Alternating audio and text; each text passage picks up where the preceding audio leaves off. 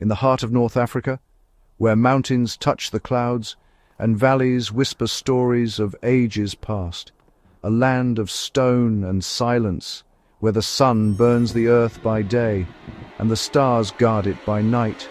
Here, men were shaped by hardship, farmers, herders, sons of the mountains, soon to become soldiers. From these remote villages, they would march into history, and the world would come to know their name, the Moroccan Goumiers, in the narrow streets of mountain villages. The sound of drums echoed beneath the stone walls. Mothers packed bread and dates. Fathers watched in silence, uniforms worn thin, rifles carried with pride. These were not soldiers of empire, but men of the earth. They would soon trade the scent of cedar and dust for the smoke of war. For beyond the mountains, the world was calling.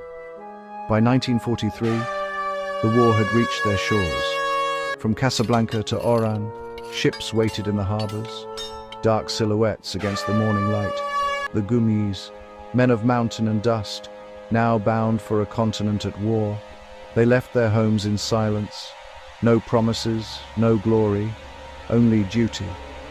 Across the sea they sailed, into the unknown, from Africa to Italy. There, in the frozen valleys of Europe, they would find their destiny. Winter, 1944. For months, the Allies had bled against the walls of Monte Cassino, a fortress of stone and faith. Guarding the road to Rome, the Germans held the heights, the Allies, the valley below.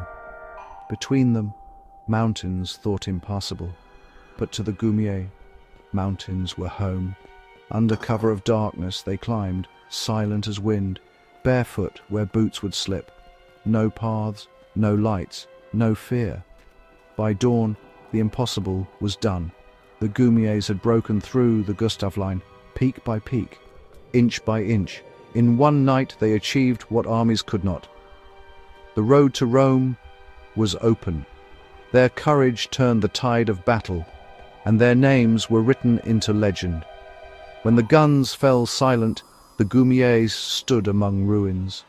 They had climbed through fire, crossed rivers of stone, and given their youth to a war not their own. In the hills of Italy they buried their brothers, men who would never see the red earth of Morocco again. Their courage had opened the road to Rome, yet others marched in the parades. For the Goumiers there were no medals, no speeches, only silence. They returned to their villages,